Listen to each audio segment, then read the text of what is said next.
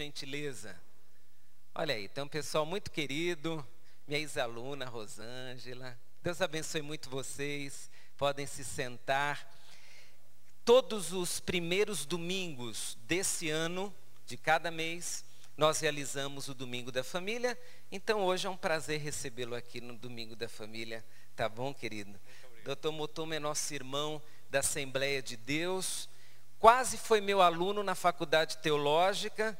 Quando chegou a minha vez de dar aula para o irmão Motoma, ele foi transferido para São Carlos, agora está trabalhando lá, mas eu espero que a gente ainda se encontre em sala de aula, tá bom? Deus te abençoe.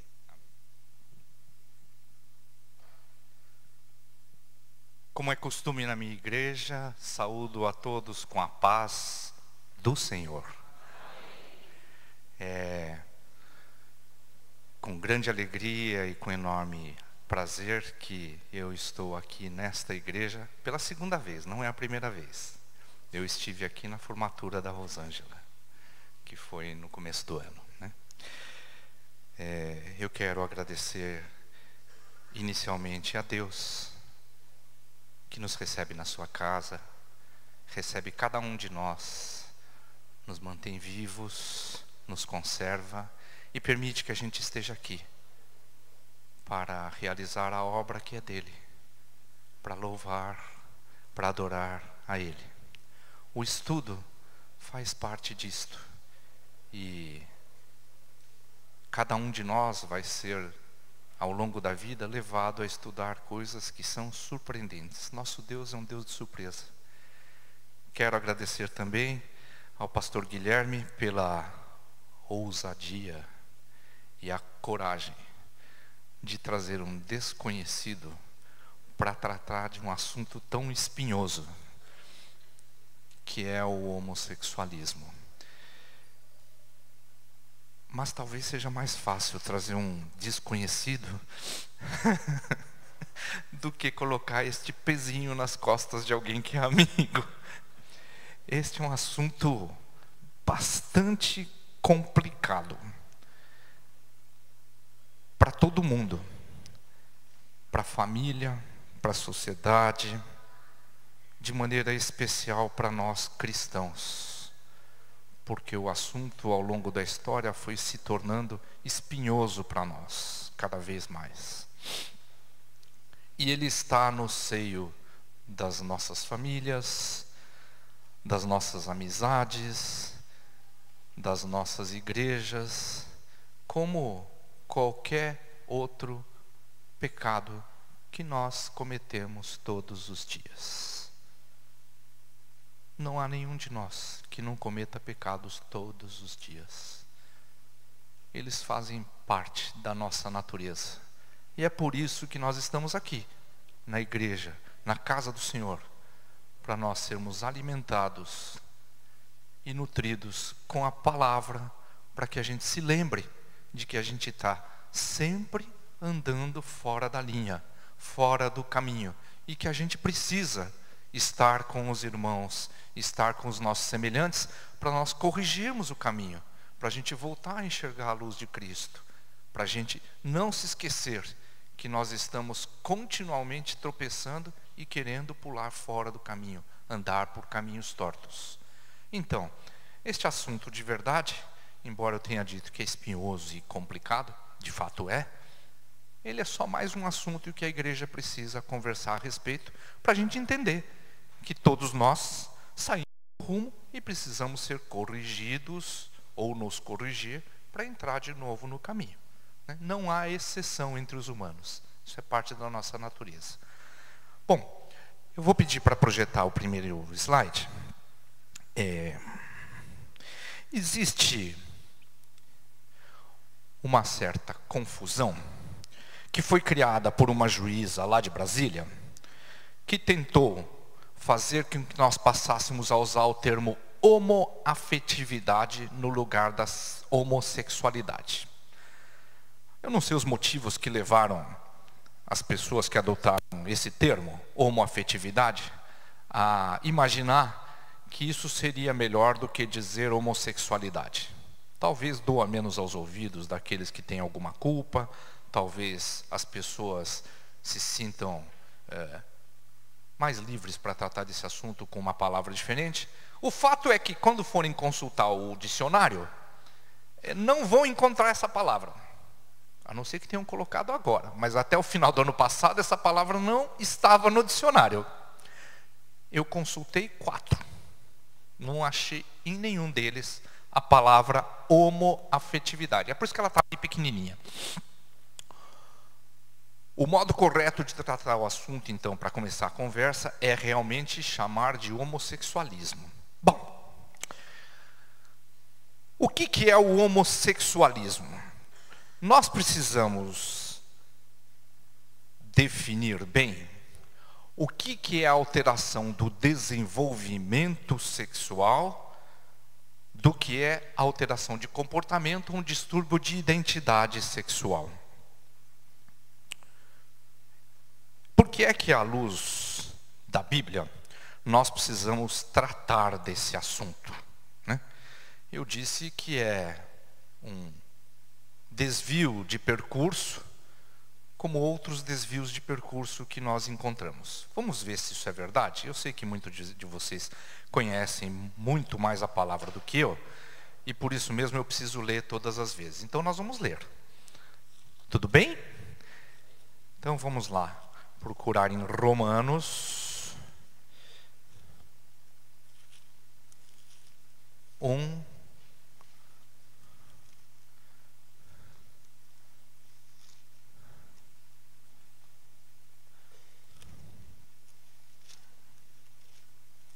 Aqui.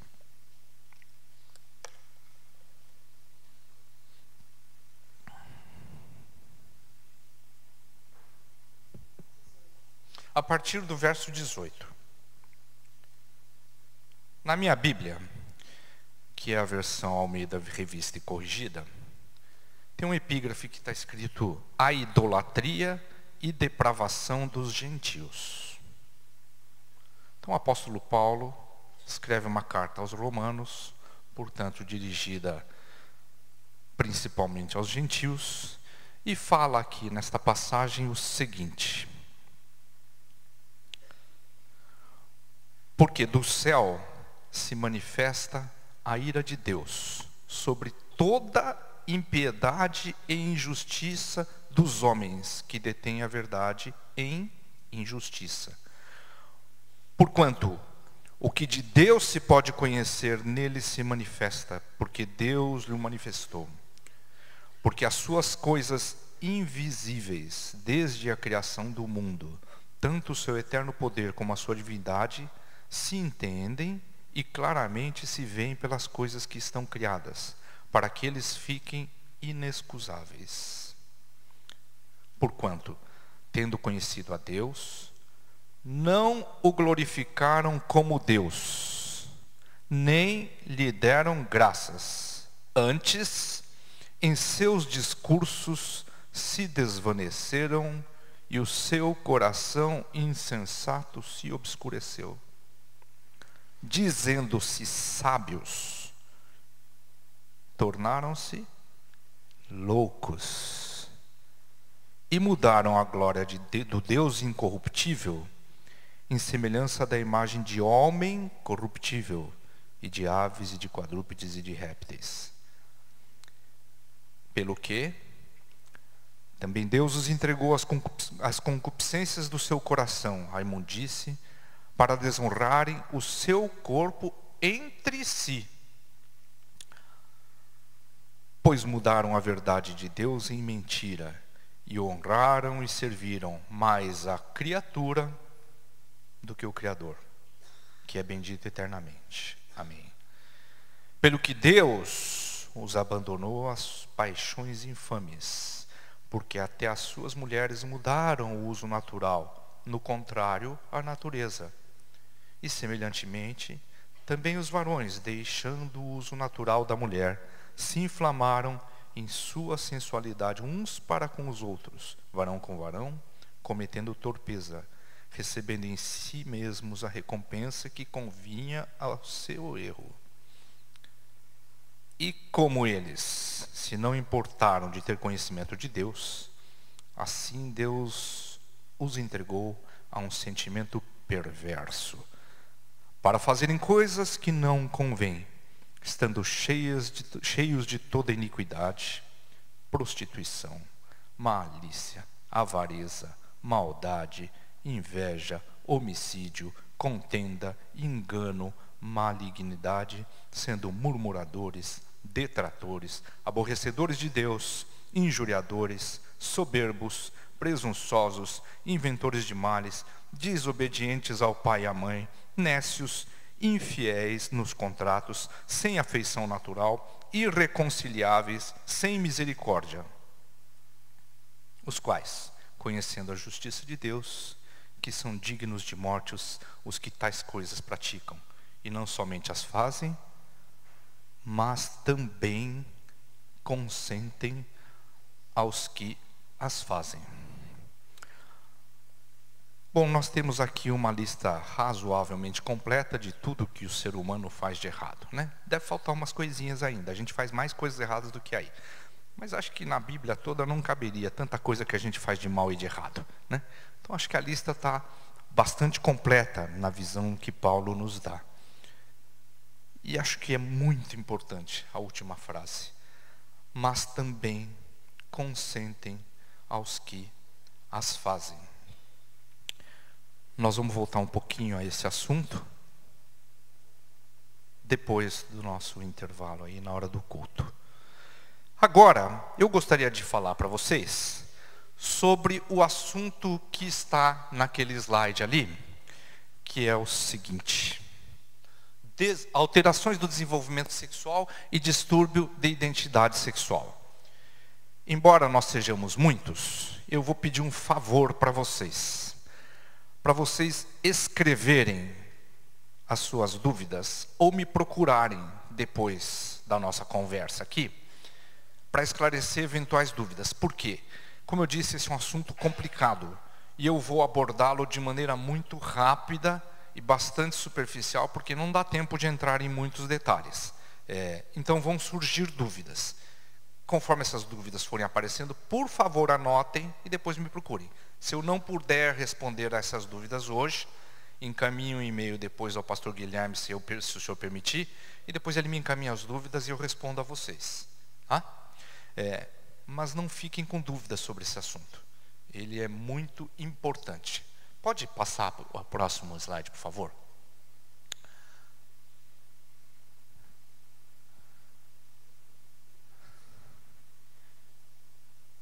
Bom, enquanto não vem o próximo slide, o quarto item, por que tratar esse assunto? Nós vamos falar um pouquinho sobre isso, de por que é que nós devemos conversar e cuidar desse assunto na hora do culto. Mas vou fazer uma breve reflexão sobre Ezequiel, só para a gente entender por que é que nós estamos tão preocupados com esse e com outros assuntos. Nós já vimos que esse não é o assunto que nos preocupa. Tem outros assuntos aí que a gente deve se ocupar. O distúrbio de identidade sexual é, na verdade, o homossexualismo com o qual nós nos preocupamos mais. Porém, existem alterações do desenvolvimento sexual que são, de fato, doenças orgânicas. Então, para a gente entender como é que funcionam essas doenças, primeiro, nós temos que entender o que é a criação. Deus nos fez machos e fêmeas, homens e mulheres. Quais são as diferenças entre o macho e a fêmea da espécie humana? E por que é que nós temos hoje este comportamento homossexual tão preocupante entre nós? Então é isso que nós vamos falar hoje nesses 45 minutos que nos restam. Primeiro eu vou fazer um pequeno histórico de como foi o homossexualismo aí ao longo da história, só de curiosidade. Os povos pagãos tratavam o homossexualismo com naturalidade. Entre os gregos e os povos da antiguidade, o homossexualismo era tido simplesmente como uma coisa da natureza. O judaísmo a partir da palavra e o cristianismo a partir da palavra é que tiveram o entendimento de que isto não era normal. Não era o que Deus tinha estabelecido para o homem. E o que Deus estabeleceu para o homem? Aquilo ali, ó. Aquela mocinha está assustada porque quando a gente fala de todas as diferenças que tem entre o homem e a mulher, entre o macho e a fêmea, é surpreendente. Na verdade não tem nada de igual. Na verdade não tem por que ter confusão. Nós somos totalmente diferentes. Então vamos olhar? Primeiro, o homem normalmente tem uma massa muscular maior do que a mulher. Ele foi preparado para caçar. O homem tem relações das medidas do corpo diferente da mulher. Então, olhando aquela figura, vocês vão perceber que o ombro, a cintura escapular do homem é maior do que a cintura pélvica. Na mulher, a cintura escapular tem medida muito semelhante da cintura pélvica. O tronco do homem é maior, é mais largo e é mais longo em relação ao comprimento total do corpo do que na mulher. A mulher tem um tronco mais curto e relativamente uma perna mais longa. O comprimento das pernas dos homens e das mulheres é parecido, mas como a mulher tem um tronco menor, a impressão que dá é que a mulher tem as pernas mais longas. Os ossos dos homens têm normalmente um conteúdo de cálcio maior e são mais grossos. São preparados para suportar carga. Quando tiver que carregar alguma coisa em casa, deixa o homem fazer. É dele. Ah, mas dói as costas. Não importa, é dele. Toma remédio e vai carregar. É do homem. Meninos e meninas, senhoras e senhoritas, não deixem os homens empurrar a carga para vocês. É dele. Por dentro, aquilo que nós, isso é o por fora, né? Por dentro, aquilo que nós não enxergamos, também é diferente, muito diferente. Então vamos lá? Pode passar o próximo? Eu coloquei em primeiro lugar ali os órgãos genitais e não vou falar deles porque é óbvio, né? É o que todo mundo enxerga. Mas por trás desses órgãos genitais tem um funcionamento que leva ao item seguinte: oscilação e monotonia. Vamos lá.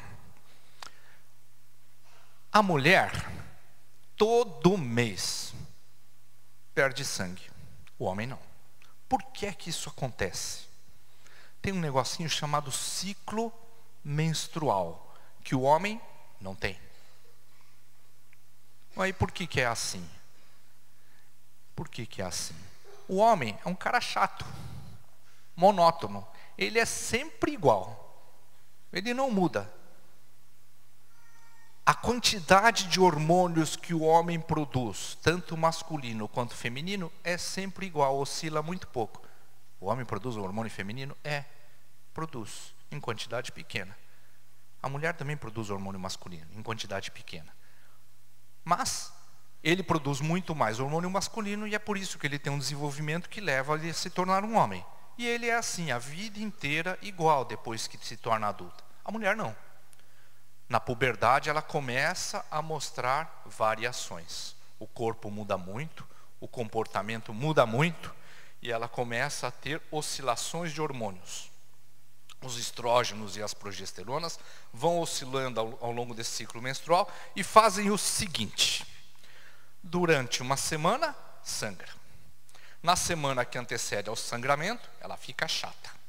Na semana que sucede ao sangramento, ela está fraca porque sangrou, né?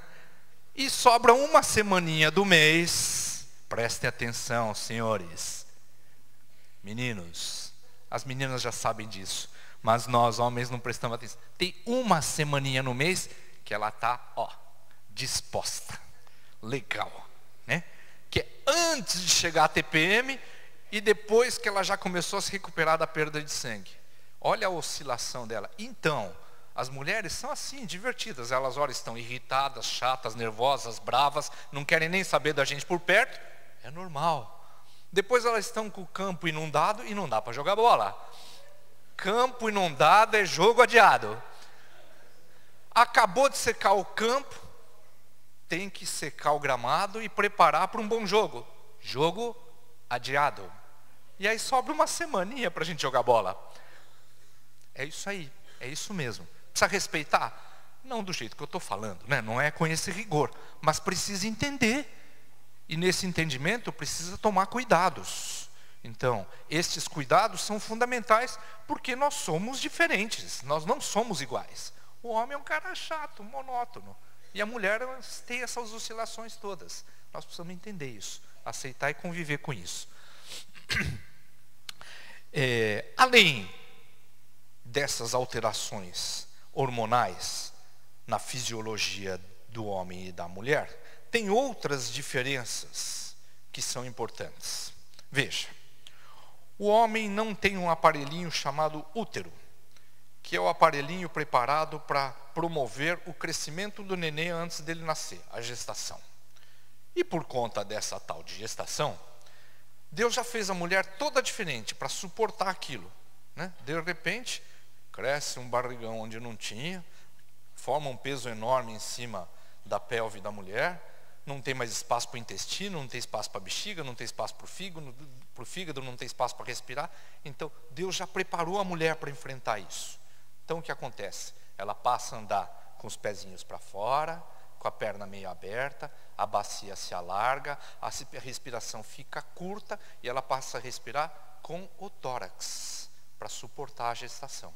E ela passa assim toda a gestação, a partir do 4º ou 5º mês, até o neném nascer. Depois que o neném nasce, uma parte disso volta ao normal. O homem não passa nunca por isso. Então, o homem que casa e vai ter filhos precisa saber que é diferente. Precisa saber que é diferente, precisa entender isso.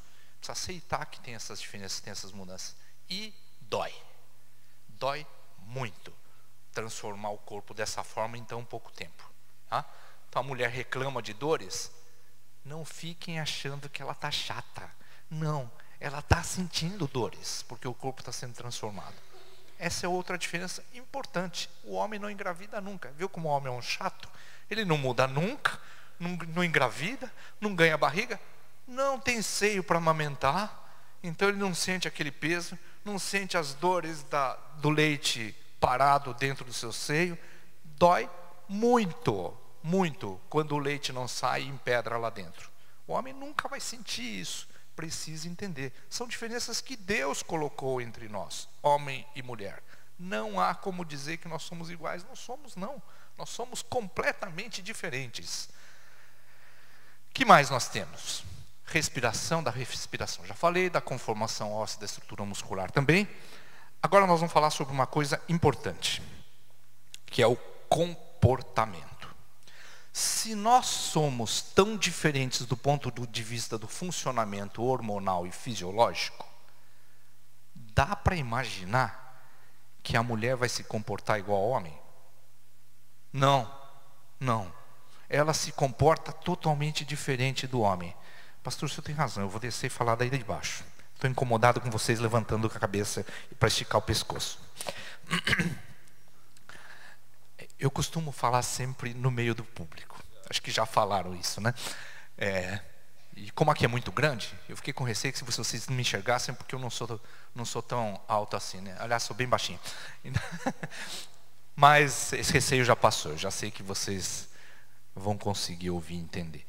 Bom, então com relação ao comportamento, a mulher, por conta de todas essas alterações fisiológicas que ela sofre, ela desenvolve um comportamento diferente.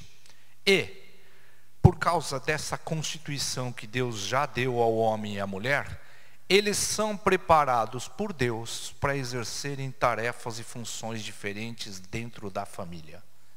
O homem não só vai carregar carga de peso, mas ele é responsável por trazer a caça para dentro de casa.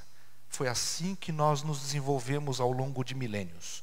O homem é o cara que trabalha e que tem que trazer a caça, luta e tem que trazer a caça para dentro de casa. Nós já nascemos com o espírito de lutar, de batalhar, de conquistar. Isso está em nós, faz parte do comportamento masculino. Mas hoje em dia isso é um pouco diferente. Essa é outra das razões históricas que nos levaram a aceitar algumas dúvidas de identidade sexual que ocorrem hoje na sociedade. A mulher se aproximou muito do homem e o homem assumiu tarefas da mulher. Isso trouxe uma certa sensação de que há igualdade. Nisto que nós estamos falando aqui, não há. Macho é macho, fêmea é fêmea. Mas no nosso comportamento social do dia a dia, o homem foi para a cozinha e a mulher foi para o trabalho. Num passado recente, aí, nos últimos 50, 70 anos. Este é o comportamento social que nós temos hoje. A gente tem que entender que é assim que nós vivemos em sociedade, mas sem deixar de reconhecer que tem uma verdade da criação que nós precisamos respeitar. Que macho é macho e fêmea é fêmea. Não há motivo, pelo que nós vimos até aqui, para ter confusão. Muito bem. Durante o desenvolvimento da criança, esta criança, quando pequena, não tem esse comportamento hormonal do qual eu falei.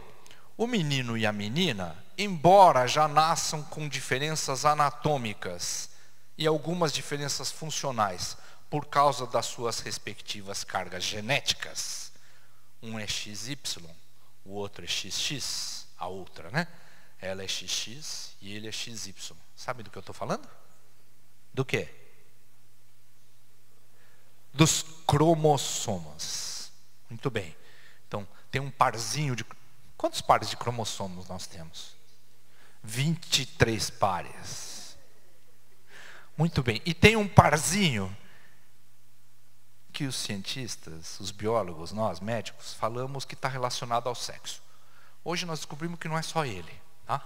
Tem outros parzinhos que também interferem nisso. Então não é só o XY. Mas ele é o mais importante, foi o que foi primeiramente reconhecido, é onde a gente enxerga a diferença maior. Então, desde lá dos nossos genes, desde que se forma o ovo, quando junta o espermatozoide com o óvulo, ali já se forma uma diferença estabelecida na criação. XX é fêmea e XY é macho. A criança, no começo, só enxerga aquilo que está por fora. E nós também. A gente não presta atenção que elas são diferentes desde que nascem. Quando são nenéns, a gente acha que troca a fralda igual, que cuida igual, dá banho igual, amamenta igual. Mas não é verdade. Eles já se comportam diferentes ali. Tem pais que têm muitos filhos? Tinha, né? Hoje não tem mais. E que sabem isso. Sabem que o neném, menina, é diferente do neném homem. Porque os nossos avós e bisavós tinham muitos filhos e eles conseguiam reconhecer isso no bercinho. Pelo comportamento. Falaram, não, ele tem comportamento de menino, ele tem comportamento de menina. Nós perdemos essa capacidade porque a gente só tem um filho. É o 2. E não temos mais condições de comparar. Mas esses nenéns já são diferentes. E essa diferença vai se acentuando com o crescimento. E isto vai formando nestas crianças um perfil de comportamento que deve ser masculino e feminino. Porém, mesmo estas crianças tendo tudo isso que separa o macho da fêmea, algumas vezes, alguma dúvida sobre qual é o comportamento correto vai sendo plantado na cabecinha dessa criança. Nós vamos estudar aqui como isso acontece. Não estou dizendo que é sempre, hein? Mas algumas vezes a gente consegue identificar isso. Nós vamos ver daqui a pouquinho. Então, esperamos que o comportamento do homem e da mulher seja totalmente diferente por tudo isso que nós falamos. Pode passar o próximo, por favor? Vamos olhar lá dentro do cérebro, por que é que isso acontece.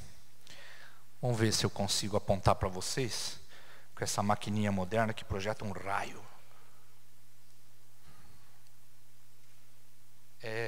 Aqui, dá para ver não? Dá? Tem um lugarzinho que se chama hipotálamo. E aqui, dá para ver essa bolinha de 2 partes aqui? Isso aqui se chama hipófise. Este hipotálamo aqui, é que diz para esta bolinha chamada hipófise o que é que ela deve fazer. E esta tal de hipófise é que diz para as glândulas suprarrenal, tireoide, ovário e testículo como é que eles devem se comportar com relação à produção dos seus hormônios. Vamos rever? Então, nós temos ali uma região no cérebro, bem no meio do cérebro, bem protegido, que é quem comanda o funcionamento desta glândulazinha que produz hormônios que vão se espalhar pelo corpo e vão para a suprarrenal, os ovários e os testículos. E vão dizer para a mulher como é que esses hormônios devem ser liberados para que ocorra o ciclo menstrual. E fica praticamente mudo no homem, porque não precisa mandar muitos comandos, que o homem é sempre igual, monótono. O homem é chato, né? A mulher é que é divertida, o homem é chato. O homem não muda nunca, é sempre aquela chatice, né? Quer jogar futebol no sábado, assistir televisão no domingo à tarde, é sempre igual. Não muda nada. Bom, então, está dentro do cérebro, numa região que está relacionada com várias outras porções do cérebro, responsável por quase tudo no nosso corpo. Como é que nós vamos pegar as coisas, como é que a gente enxerga e percebe, o que é que a gente sente quando enxerga uma cena ou quando vê uma criança. Tudo isso está relacionado a duas coisas que estão aqui, ó, que é o sistema límbico e o hipotálamo. E ele é responsável pela forma como os hormônios são produzidos e liberados no corpo. Então, é aqui, no nosso cérebro, que o nosso comportamento, a exteriorização daquilo que nós fazemos, se mistura com aquilo que nós produzimos no nosso corpo do ponto de vista biológico. Eles estão juntos. Homem tem um comportamento de homem, tanto do ponto de vista psíquico, quanto hormonal, quanto anatômico. E a mulher é mulher anatomicamente, fisiologicamente e psiquicamente. Ah, mas o senhor pode afirmar isso com certeza? Não. Não posso. Eu estou falando porque nós descobrimos que tem muita proximidade e ligação entre essas áreas. O que é que nós não sabemos ainda? Desculpa. Como é que essas ligações afetam cada um de nós? Isso nós não sabemos ainda. Este órgãozinho que está desenhado ali, o cérebro, é um enorme mistério para a ciência ainda. Eu vou abrir um parênteses aqui. Nós imaginamos que os cientistas, aqueles homens que estão lá no laboratório fazendo pesquisa, que eles mesmos acham que são sábios, e nós também os achamos sábios, na verdade, praticam uma ciência cuja base é a seguinte: ciência é o esforço que nós fazemos de continuamente provar que as teorias nas quais nós afirmamos que está a verdade sejam demonstradas como erradas. Eu vou repetir porque isso é complicado. Ciência é o esforço que o homem faz para provar que a teoria que ele fez está errada.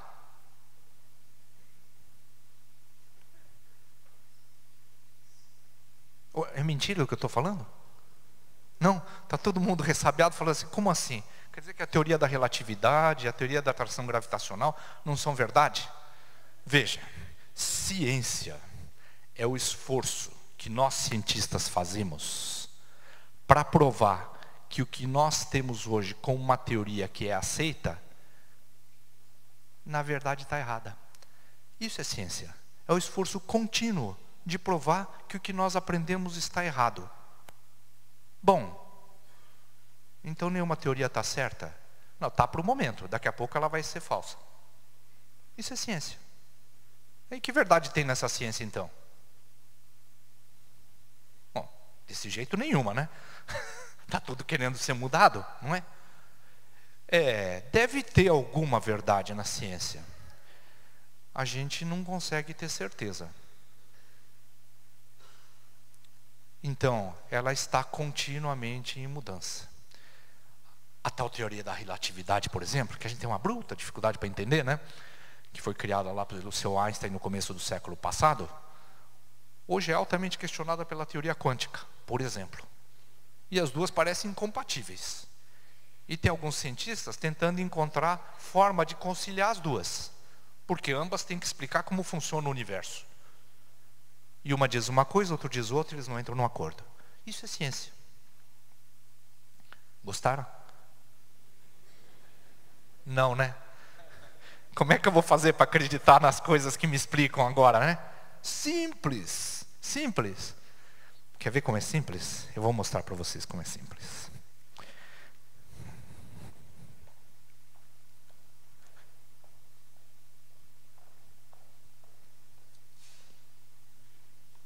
Está aqui, ó.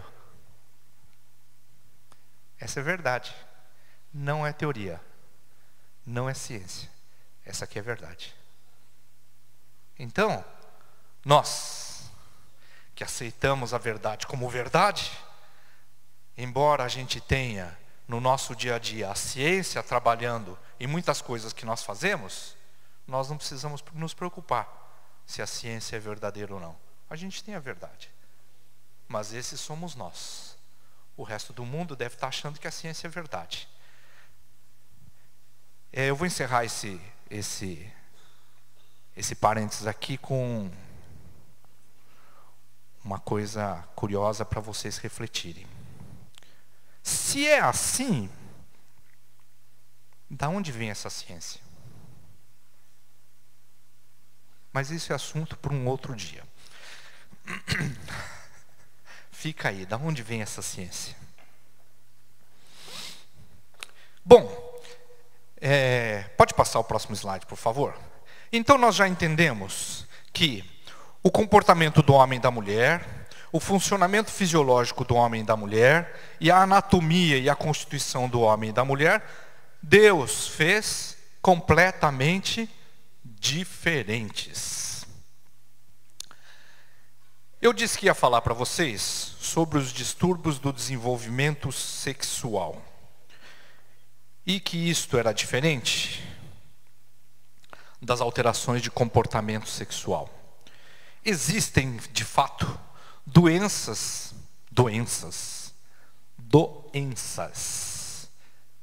que levam a uma formação de um ser humano cujas características anatômicas, fisiológicas,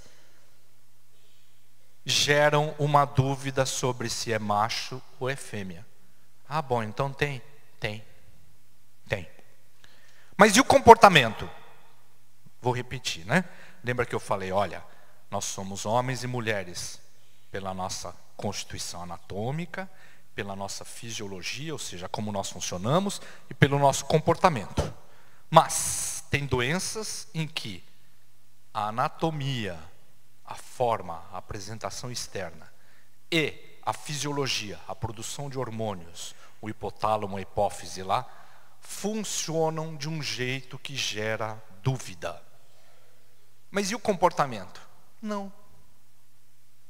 Curiosamente, essas crianças não têm dúvida quanto ao comportamento. Quando elas são tidas como meninos, se portam como tal, até a vida adulta. E quando elas são tidas como meninas, elas se portam como tal até a vida adulta. Como é que são essas doenças? Vamos falar rapidamente, porque elas são bastante complicadas. Então tem crianças que nascem ali, 46XX, portanto são meninas, mas que podem desenvolver algumas daquelas alterações ali. Hiperplasia da adrenal, ou seja, a suprarrenal, que é uma glândulazinha que fica aqui em cima dos rins, pode estar produzindo uma quantidade de hormônios masculino maior do que seria para uma menina. Pode ocorrer de uma mãe tomar hormônios masculinos durante a gravidez. Hoje isso está se tornando, infelizmente, muito frequente, porque muitas meninas, especialmente as mais novas, né, estão indo a academias e procurando desenvolver uma massa muscular e uma forma de musculatura semelhante ao do homem, e para isso tomam hormônios masculinos, as tais bombas, né? Infelizmente tem muita menina fazendo isso também. Quando ela é engravida, ela pode levar esse nenê a nascer com características de um menino, quando na verdade devia ser menina. Tumores maternos, tumores de ovário e de suprarrenal podem produzir hormônios que levam à alteração durante a gravidez e que permanecem depois da gravidez, levando a menina a nascer com características de menino. Deficiência de aromatase, isso é uma coisa um pouco mais complicada, mas esta enzima é basicamente responsável por transformar a parte da testosterona em uma outra substância. Quando tem falta dessa substância no organismo da menina, ela fica com uma quantidade de testosterona circulante muito alta e acaba tendo características de menino. No caso de nenéns que nascem com um genoma XY, portanto deveriam ser meninos, vários problemas podem acabar gerando dúvida. Problemas testiculares, tanto do ponto de vista da produção das testosteronas, quanto das prostaglandinas, eles podem nascer com dificuldade de produzir essas substâncias, e isso permanecer até a idade adulta, fazendo formação de testosterona inadequada. Tem nenéns que nascem com o testículo fora da bolsa escrotal. Aqui tem um negócio interessante, né? Os ovários ficam dentro do abdômen da mulher, não é? E os seus respectivos, as respectivas gônadas, são chamadas gônadas, né? Masculinas, ficam do lado de fora da barriga. Mas não podiam ficar igualzinho lá dentro? Por que fica fora? Não vai falar que é para preencher o saquinho, não. Não é isso. O saquinho está lá porque o testículo precisa ficar do lado de fora. Quando ele fica do lado de dentro, pode acontecer isso aí. O menino desenvolver características femininas. Então, o testículo, para funcionar adequadamente, precisa estar do lado de fora. Por quê? Porque ele só produz testosteronas em quantidades normais e espermatozoides se a temperatura média interna do testículo ficar abaixo de 36 graus. A temperatura média do nosso corpo é quanto? 36,5. Isso quer dizer que se ele ficar dentro do corpo vai acontecer o quê? Ele vai ficar quentinho. E quentinho ele não funciona. Ah, mas então por que os ovários estão lá dentro do abdômen? Interessante, né? Deus é maravilhoso, não é? Pense em cada detalhe. Quando a menina nasce, ela já tem os folículos que vão produzir todos os óvulos da vida dela. E aí Deus colocou lá dentro, guardadinho e protegido. O testículo masculino não. Ele produz bilhões de espermatozoides todo dia. Então a mulher tem um número certo já, determinado, de óvulos que ela vai liberar durante a vida. O homem não. O homem pode produzir espermatozoides quase a vida toda. Esse quase, nós não vamos entrar hoje no mérito. É assunto para uma outra palestra, né? Que também é interessante. Que diz respeito aos nossos cabelos brancos, rugas, encurvamento, que são os nossos vovôs, vovós, bisavós, bisavós, tataravós, tataravós, e nós mesmos. Crianças, jovens, não tem crianças aqui hoje? Tem. Adolescentes, sinto informá-los, vocês já são velhos. Como assim? Doutor, mentira, eu não tenho ruga, não tenho cabelo branco, eu não sou velho não. Quer ver outra coisa maravilhosa que Deus fez? Vamos supor um casal de por volta dos seus 30 anos de idade. Aí nós vamos pegar o óvulo dessa mulher, tem 30 anos, não tem? Não nasceu com ela, como eu disse? E vou juntar com o espermatozoide desse menino que tem 30 anos. Quantos anos tem aquele testículo? 30? Ele está fabricando o quê? É um órgão velho que está fabricando espermatozoides, não é? E aí eu pego um óvulo que está lá na barriga da menina há 30 anos, junto os dois, Portanto, os dois estão vindo de organismos com 30 anos de idade. E vai nascer um nenê zero, novinho, sem eu pôr nada de diferente nem de novo. Não é um milagre? Hã? Não é extraordinário isso? Como é que Deus fez? Eu acho isso sensacional. A ciência vai encontrar um monte de explicação para isso. Mas é Deus quem faz, né? Não é Deus quem faz. É Deus que faz. O homem é incapaz de fazer nada tão maravilhoso. Nós não fazemos. Bom, fecha parênteses de novo, né? Me perdoem tantos parênteses. Muito bem. É só para dar uma refrescada num assunto complicado ali. O menino ainda pode ter deficiência daquela redutase, que é o que transforma os hormônios femininos, que eu já disse aqui que ele também produz, e ele começa a acumular hormônios femininos no seu corpo. E tem uma síndrome rara ali, chamada insensibilidade androgênica, em que ele produz tudo normal, mas os órgãos os sensores que tem espalhado no corpo dele funcionam de maneira errada, e por mais que ele produza hormônio masculino, ele não consegue desenvolver as características masculinas. Só que eu disse que estas crianças que têm todos esses problemas, faltou eu falar das coisas mais raras ali, né? Das gônadas masculina e feminina eu falei, dos indeterminados. Tem alterações cromossômicas extremamente raras, em que uma menina pode nascer só com um X, um nenê pode nascer com 2X e um Y, e a gente não consegue saber exatamente se é menino ou se é menina. Existem nenês que nascem com 3X, existem nenês que nascem com 1X e 2Y, e a definição do sexo dessas crianças é extremamente complicada. Como é que a gente descobre essas coisas?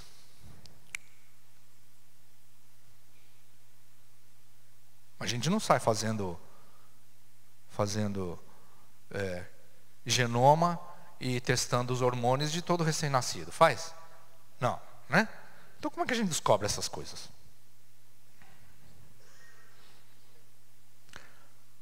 Pela aparência externa.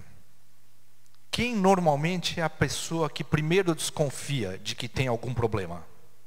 O pai, a mãe, a babá ou o pediatra? A mãe. Então, aqui vai outra diferença importante entre macho e fêmea. A mãe é que descobre o que é que tem de problema nos seus filhos, primeiro do que todo mundo, antes de todos. E ela tem a responsabilidade de dizer: querido, nosso filho ou filha precisa de um pediatra. E é por isso que a gente insiste tanto para que os programas de puericultura, o nome é grande, mas o programa é simples, levem seus filhos ao pediatra, desde que nascerem. Assim que nascerem, levem ao pediatra. Porque o pediatra vai ajudar a estudar isso daqui, se tiver. Levantar dúvidas, esclarecer e criar um caminho para solucionar. Estas doenças geram crianças que têm características, como eu disse, anatômicas e fisiológicas, dúbias, e que precisam ser tratadas. Muitas dessas características podem ser revertidas com a correção dos distúrbios que as geraram. Mas alguns vão permanecer para o resto da vida. Então esta criança precisa ser acompanhada durante todo o seu desenvolvimento. E é fundamental que haja a contribuição de uma equipe multiprofissional que é formada por pediatra, psicólogo, endocrinologista, neurologista e psiquiatra desde a tenra infância. Por quê? Para que a gente consiga fazer com que essa criança tenha um desenvolvimento dentro do mais próximo possível do normal. Menino vira homem e menina vira mulher, mesmo tendo dificuldades de saúde e identificação. Surpresa, quando a gente faz isso, não tem homossexual aí. Não tem homossexual nessa população. O menino é menino, vira homem, às vezes é estéril. A menina é menina, vira mulher, às vezes é estéril. Às vezes tem malformações nos seus órgãos genitais que não permitem ter sequer relação sexual, mas casam e constituem famílias felizes. Glória a Deus. Glória a Deus. Mas precisa ser feito um trabalho aí, que é identificar, cuidar e tratar. Bom, finalmente nós vamos entrar no assunto que nos trouxe aqui. Vamos lá? Passa o próximo. Isso daí nós já falamos sobre... não, desculpa, pulei essa parte. Já ia passando por aí. Tem jeito da gente criar artificialmente transexuais e transformar meninos em meninas e meninas em meninos. Como é que a gente faz isso artificialmente? Através da administração de hormônios, através da supressão da produção de hormônios e por meio de cirurgias, né? Infelizmente, essas coisas que foram desenvolvidas para tratar aqueles problemas que eu mostrei anteriormente, estão sendo usadas para transformar pessoas normais em transexuais. Infelizmente, está sendo feito mau uso do conhecimento que Deus deu. E nós estamos fazendo isso. Graças a Deus, no nosso meio, a gente não tem que enfrentar isso. Mas daquela porta para fora, o mundo está vivendo essa realidade. Nós vamos falar um pouquinho sobre isso depois. Vamos lá? Pode passar. Como é que uma criança normal, que nasceu menino, na adolescência e na idade adulta, se torna homossexual? Ao longo do seu desenvolvimento, começa a adquirir comportamento do outro sexo. Esse é um assunto pouco estudado. E eu não me sinto de jeito nenhum à vontade para falar dele. Mas vamos lá, né? Deus me colocou para falar sobre esse assunto. Qualquer hora eu explico para vocês, como eu já expliquei para o pastor Guilherme, como é que eu vim despencar aqui, falando sobre isso. Mas é um assunto difícil, complicado e mal estudado. Algumas coisas a gente já sabe. O que é? A origem desses distúrbios de comportamento estão, na maioria das vezes, na infância, em alguns casos, na puberdade e, em raros casos, na adolescência. Então, a infância é a fase da vida da criança, do adolescente, da nossa vida, em que nós estamos mais vulneráveis e sensíveis a mudanças dos nossos comportamentos. Isto pode acontecer dentro de casa, na escola, na vizinhança, no meio dos amigos, no clube, entre a parentela e por meio de influência da mídia hoje em dia. Como é que é isso? Bom, a primeira palavra que está ali em cima, que é pedofilia, é assustadora. Mas ela está relacionada a mais de 60% dos casos de homossexualismo adulto. Ué, como é que é isso? Estes adultos, na infância, na primeira infância, antes dos 5 ou 7 anos de idade, antes disso, sofreram, de alguma forma, em algum momento, o assédio de algum pedófilo. Se der tempo, eu vou contar um testemunho aqui. Não é meu. Graças a Deus, eu não tenho testemunho pessoal meu nesta área. Mas o pastor Paulinho de Jesus é um pastor conhecido, me permitiu falar do testemunho dele, aonde eu fosse falar sobre esse assunto. Então, se der tempo, depois eu conto um pouquinho desse testemunho para vocês. As crianças que sofrem com a pedofilia, não é que 60% delas vão ser homossexuais. Não é isso que eu estou dizendo. Eu estou dizendo, entre os homossexuais adultos, cerca de 60% daqueles que foram investigados apresentam na sua história um relato de pedofilia na infância. Rejeição. Isso é um problema da família. Eu tive uma filha menina, teoricamente, hein? Não é verdade, tá? Estou só imaginando uma história. Não estou falando de mim, não. Tive uma filha menina e eu quero um menino para jogar bola com ele. Tive outra filha menina E eu continuo querendo um menino para jogar bola com ele. Nasce uma terceira filha menina. E aí a minha esposa diz, chega. E eu tenho 3 meninas em casa. E eu quero jogar bola. Uma dessas meninas, eu vou acabar escolhendo para jogar bola comigo. E as outras, eu vou rejeitar. Eu estou criando um problemão dentro de casa. Porque eu estou dizendo para as 3 meninas que para terem o meu amor, o meu carinho, o meu apreço, elas precisam mudar o seu comportamento. Precisam jogar bola comigo. Isso acontece dentro de casa. As mães e os pais não percebem que estão fazendo isso. E só vão acordar lá para a adolescência. Porque não namora, tem uma relação com os meninos com os colegas e as meninas com as coleguinhas estranha. E aí é que os pais percebem, opa, o que aconteceu de errado? Às vezes foi plantado em casa. E às vezes com coisas pequenas. Esse eu conheço, esse é um testemunho de fato. Tem uma família que só tem um menino. E na parentela, ele só tem primas e não tem primos. E o pai e a mãe, toda hora falavam para ele, vai brincar com as meninas, vai brincar com as meninas, vai brincar com as meninas. Aos 11 anos de idade, esse menino só conseguia fazer coisas de meninas. Punha roupa de menina, brincava com a bonequinha, queria ser a mamãe. Para consertar isso, o psicólogo que tratou dessa criança, que é amigo, conhecido nosso, levou 8 anos para ficar mais ou menos. Para ele pelo menos rejeitar aquele comportamento e dizer, tudo bem, eu vou ficar na minha aqui, quietinho no meu canto, porque eu já sei que se eu sair na rua, eu vou ter problemas.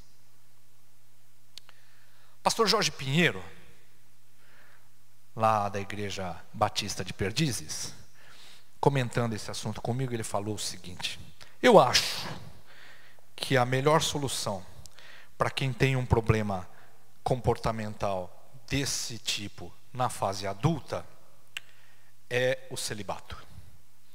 É se manter afastado da tentação. É ficar na sua.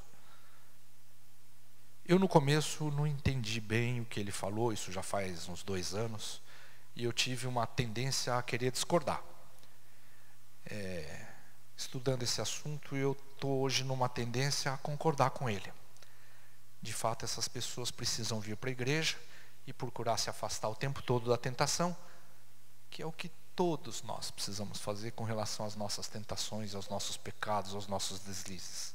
Então eu entendi que ele provavelmente está certo, e é isso mesmo que todos nós devemos fazer, afastar da tentação, fugir dela. E acho que quem tem esse tipo de problema de comportamento deve fazer o mesmo. Tá? Bom, vamos falar mais sobre como isso aparece. Hostilidade. Às vezes é o contrário. Em vez de mandar pedir para o filho ir brincar com as meninas, faz o contrário. Fala para o menino, isso não é coisa de homem. Oh, menina, você parece um moleque. Isso dito uma vez, pode não ficar cravado lá no hipotálamo. Mas se o pai ou a mãe insistem com esse fraseado repetida e continuamente, vai chegar uma hora onde essa criança vai acreditar nisso. E ela vai ficar com isso gravado lá. E vai levar isso até a adolescência. Quando então isso vira um problema sério, e nós vamos tentar consertar. Nós vamos falar um pouquinho sobre isso aí, não muito. Bullying. Bullying acontece no clube, acontece na família, acontece na vizinhança e acontece na escola. Nós temos uma tendência a reconhecer o bullying na escola.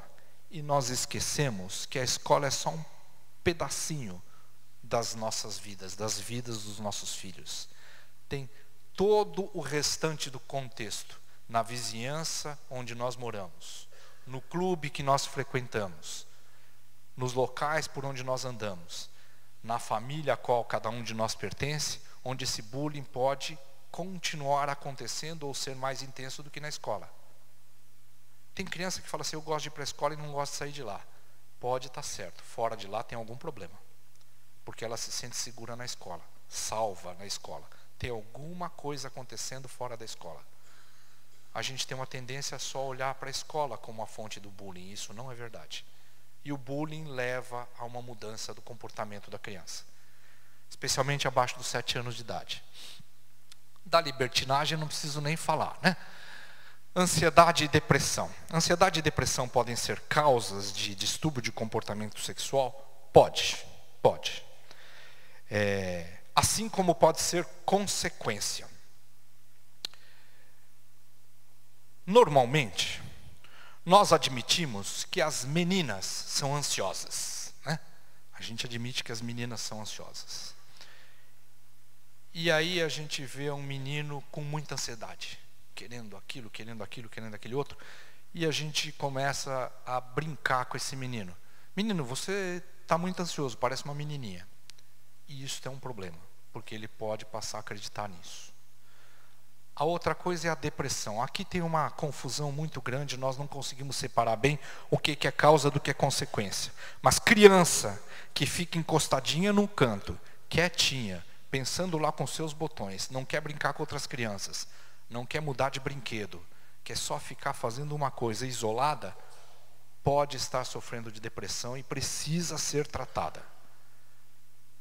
Precisa ser tratada. Ocorre que no dia a dia nosso, nesse corre-corre que nós vivemos, a gente acha ótimo a criança que fica quietinha. Porque o pai trabalha, a mãe trabalha, chega em casa cansado, ninguém está a fim de brincar. O neném que fica quietinho no canto é 10. Meu filho é um anjo, é um doce. Cuidado. Ele pode ter um problema de saúde, tanto física quanto comportamental. Criança saudável é aquela que não para de incomodar o pai e a mãe. Quer brincar, quer correr, quer jogar bola, quer jogar videogame junto, quer assistir televisão junto. Essa é a criança saudável, né? Perturba os pais até. Meu filho, para com isso, não aguento mais. Esse é legal. É isso aí. Próximo. Estou estourando meu tempo, pastor? Estou, né? Já estourei? Já. Me perdoem. Me perdoem. Eu vou tentar ser mais rápido agora. Bom, só que está escrito na mídia, mas é bom a gente comentar. O distúrbio de comportamento sexual leva a uma fragilidade desse indivíduo por não ser aceito, por ser rejeitado, por se sentir diferente. Isto leva à facilidade de acontecer uma série de coisas que estão listadas aí. Depressão, vício em drogas, bebida, prostituição, criminalidade e as suas consequências, né? AIDS, doenças sexualmente transmissíveis, gravidez indesejada e o pior, homossexualidade mata. O índice de suicídio entre os homossexuais que têm transtorno de comportamento é 3 vezes maior do que na população em geral. O índice de uso de drogas e de álcool é mais de 20 vezes maior. A incidência de doenças sexualmente transmissíveis e de gravidez indesejada é mais de 20 vezes maior. Então é uma população de risco extremamente alto de ter problemas de saúde por consequência da homossexualidade. Próximo. Tinha um monte de coisa para falar aí, mas nós vamos pular. Pode ir.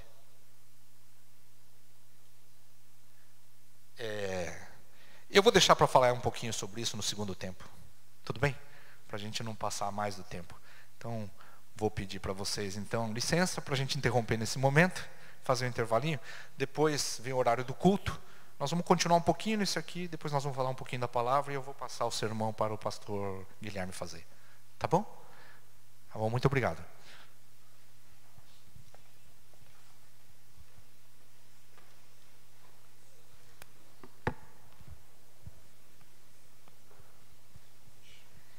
Ok, queridos, vamos nesse primeiro momento saudar o irmão Motomo e você tem 10 minutinhos para você ir ao banheiro, tomar uma água, dar um abraço em quem estiver aí perto e daqui a pouquinho nós retornamos e continuamos essa palestra tão importante. Também vamos ter o nosso período de louvor e adoração.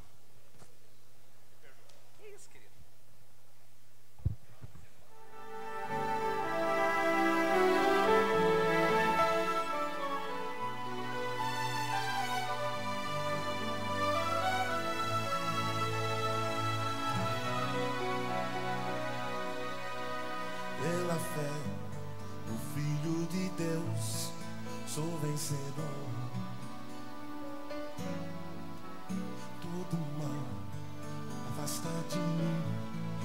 Cristo Senhor.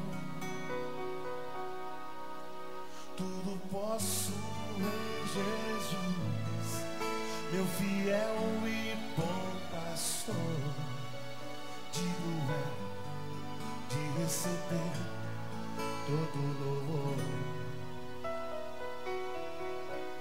Tudo posso em Jesus, meu fiel e bom pastor.